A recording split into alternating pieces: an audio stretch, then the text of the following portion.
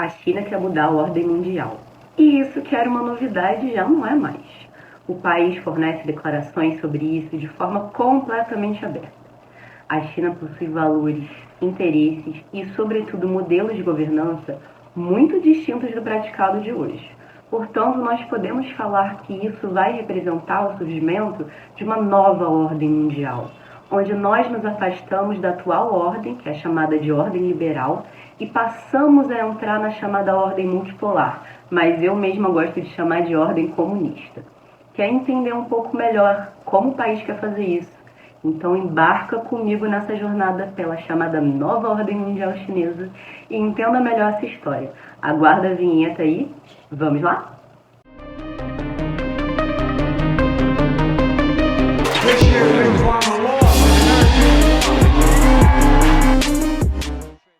Olá, eu sou Bárbara Martinelli, seja muito bem-vindo ao canal Voz Armada, seu canal que descomplica o hospício que é o mundo da geopolítica e, claro, do militarismo. A China quer mudar a atual ordem mundial. Ela quer ser a nova superpotência global e quer ditar as regras nas relações internacionais. Não, isso não é mais uma obra de ficção ou sequer um exagero. Isso já é uma realidade. Infelizmente, alguns acabam por negar e outros acabam por não querer enxergar.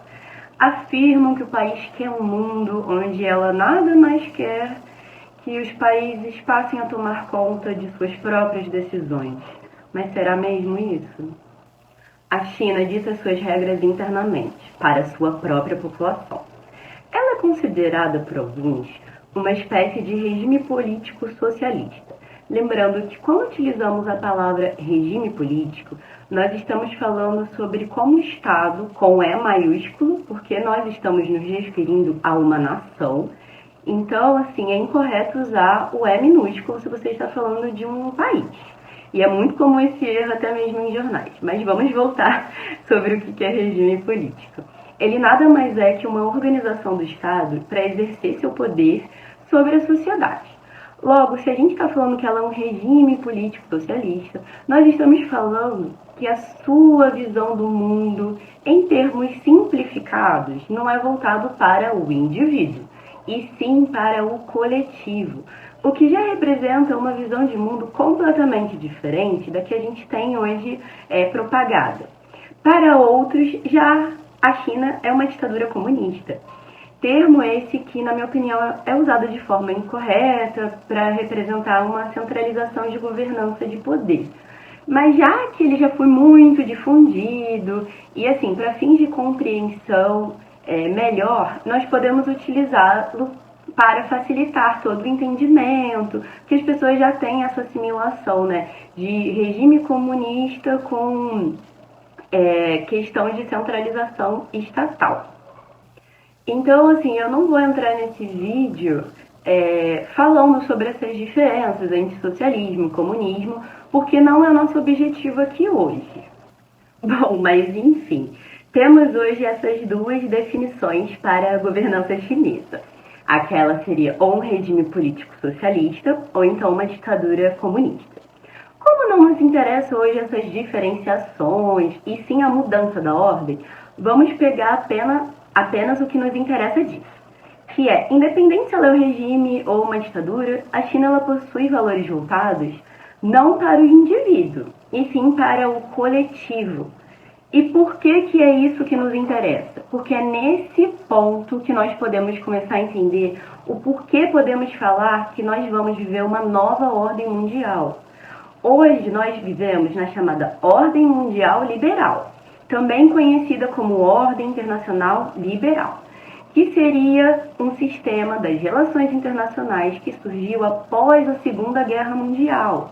E ele se baseia em todo um conjunto de valores e princípios que promovem a democracia, o livre mercado e também o chamado Estado de Direito. Essa ordem ela foi estabelecida e liderada pelos Estados Unidos, já que ele foi o grande vitorioso da Segunda Guerra Mundial. E juntamente com seus aliados ocidentais, passa a implementar todo esse sistema liberal. E virou a estrutura de governança dominante, desde, como eu já falei, da Segunda Guerra Mundial. Notem aqui que eu usei a palavra democracia, mas a democracia ela pode ter muitas facetas. A China, inclusive, afirma pregar a democracia. E ela não está errada. E são nessas confusões conceituais que as pessoas elas acabam confundindo os valores e as regras do jogo global. A China pratica sim democracia, mas ela não pratica democracia liberal.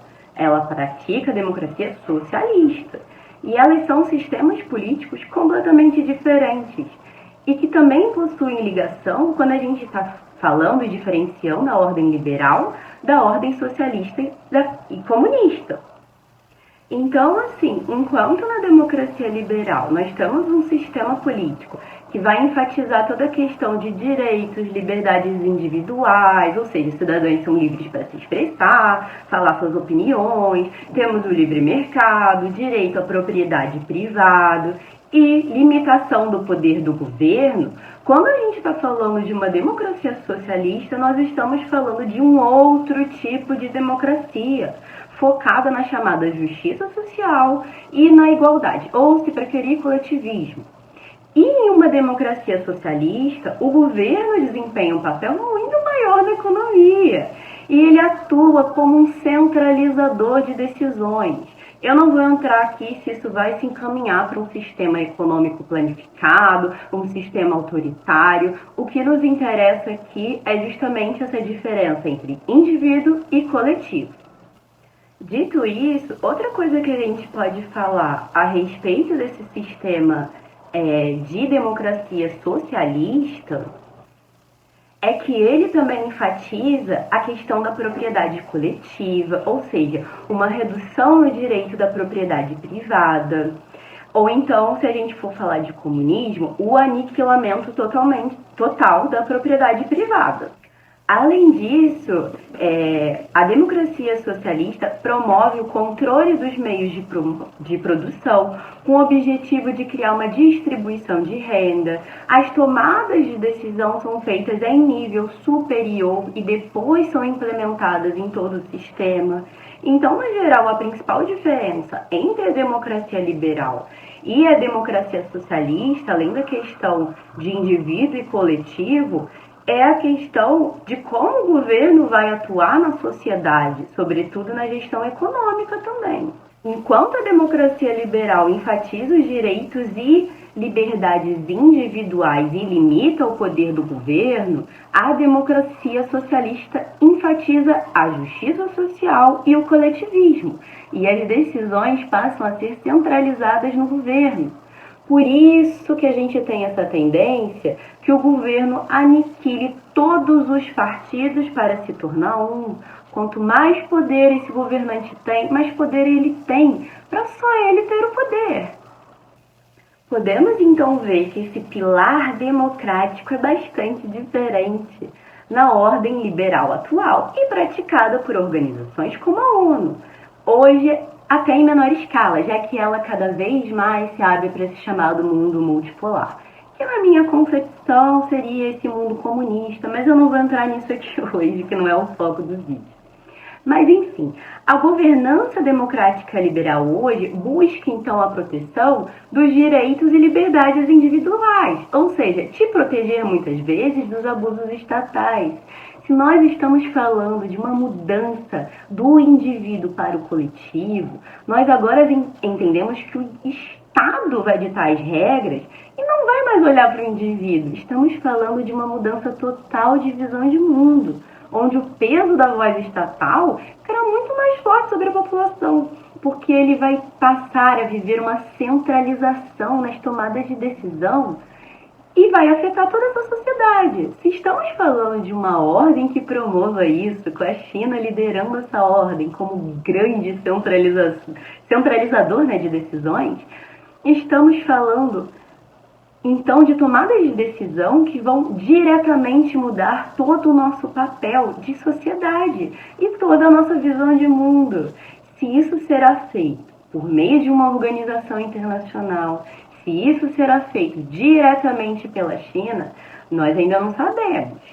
Mas o que nós sabemos é que os líderes da China expressam muita insatisfação com a atual ordem mundial, que eles dizem que é dominada por países e instituições ocidentais. E eles não estão errados sobre isso.